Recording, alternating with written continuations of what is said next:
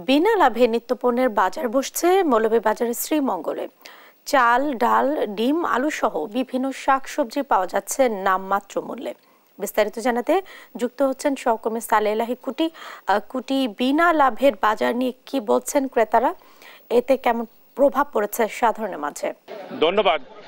আপনি জানেন যে মৌলভীবাজার 3 ধাপে বন্যা এবং আওয়ামী লীগ সরকারের বাজার সিন্ডিকেটের কারণে মৌলভীবাজারের সবগুলাই নিত্য প্রয়োজনীয় জিনিসের দাম সহ শাকসবজির দাম অনেকটা আকাশ ছোঁয়া, মানুষের ক্রয় ক্ষমতার বাইরে অনেকটা চলে গেছে, যার কারণে মানুষ অনেকটা নাবিশ্বাস হচ্ছে। এই অবস্থায় মৌলভীবাজার শ্রীমঙ্গল পৌরসভার মেয়র, সাবেক মেয়র মহসিন মিয়া মধুর উদ্যোগে শ্রীমঙ্গলের পুরান বাজারে শুরু হয়েছে নিত্য প্রয়োজনীয় বিনা লাভের বাজার। এই বাজারে নিত্য প্রয়োজনীয় চাল, ডাল সহ মুরগ এবং সব রকমের শীতকালীন সবজি এখানে পাওয়া যাচ্ছে। অর্থাৎ বাজার থেকে প্রায় প্রতিটি সবজি এবং নিত্য প্রয়োজনীয় কমপক্ষে 8 থেকে 10 টাকা, এমন করতে বিশেষে 20 টাকা পর্যন্ত কম পাওয়া যাচ্ছে। কথা বলেছিলাম যারা এই বাজার উদ্যোক্তা তাদের সাথে, তারা বলছেন যে কৃষকের কাছ থেকে সরাসরি ভোক্তার কাছে পৌঁছে দেওয়ার জন্য তাদের এই উদ্যোগ, এতে বিনা লাভে মানুষ অনেকটা স্বস্তি পাচ্ছেন। এই কারণে মৌলভীবাজারের এই যে শ্রীমঙ্গলের বিনা লাভের বাজারটি যত সময় যাচ্ছে ক্রেতারা সমাগম বাড়ছে এবং এখানে সব শ্রেণীর ক্রেতারাই এখানে সবজি কিনছেন এবং তরকারি সহ নিত্য প্রয়োজনীয় জিনিস কিনছেন। এবং যেখানে উৎপাদকরা এখানে সরাসরি তাদের এই আয়োজকদের মাধ্যমে ভোক্তাদের কাছে এই সবজি সহ নিত্য প্রয়োজনীয় দাম জিনিস দেওয়াতে অনেকটাই দাম অনেকটা কমে গেছে। আপনি একটি বিষয় জানেন যে উৎপাদক থেকে ভোক্তার কাছে মালামাল পৌঁছাতে 4 হাত বদলের পরে 4 গুণ দাম বৃদ্ধি পেয়ে যায় এই বাজারে। অর্থাৎ কোনো নিত্য প্রয়োজনীয় শাকসবজির দাম অনেকটা বৃদ্ধি পাচ্ছে না, যার কারণে মানুষ এখানে স্বস্তিতে কিনতে পাচ্ছেন। এবং আপনি দেখতে পাচ্ছেন যে এখানে মানুষ ক্রেতা সহ সর্বসাধারণের একটা উপচে পড়া ভিড়।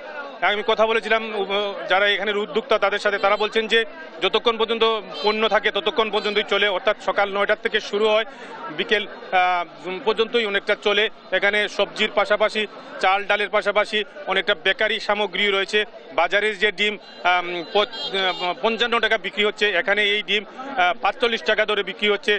তেল প্রতি লিটার 136 টাকা দরে বিক্রি হচ্ছে। চাল 36 টাকা এবং আপনার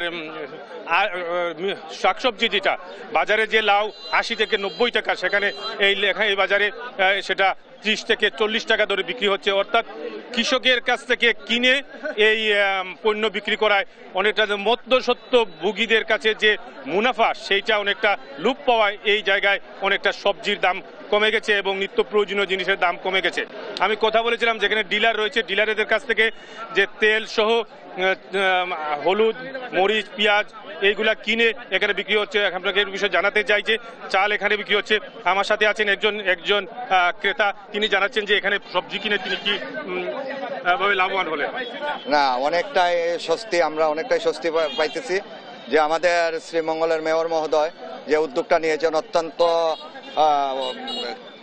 অত্যন্ত ভালো একটা উদ্যোগ। আমাদের উদ্যোক্তা জানাচ্ছেন যে এখানে কতদিন চলবে এই বাজার? আসলে আমাদের সদ্য সাবেক মেয়র, যিনি শ্রীমঙ্গল পৌরসভায় বারবার নির্বাচিত মেয়র, ওনাকে মানবতার মেয়রও বলেন, ওনাকে জনতার মেয়রও বলেন।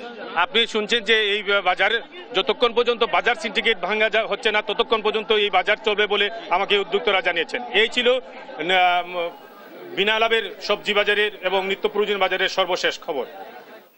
কুটি, আপনাকে ধন্যবাদ। দর্শক, মৌলভীবাজার থেকে যুক্ত ছিলেন সহকর্মী সালেলাহি কুটি।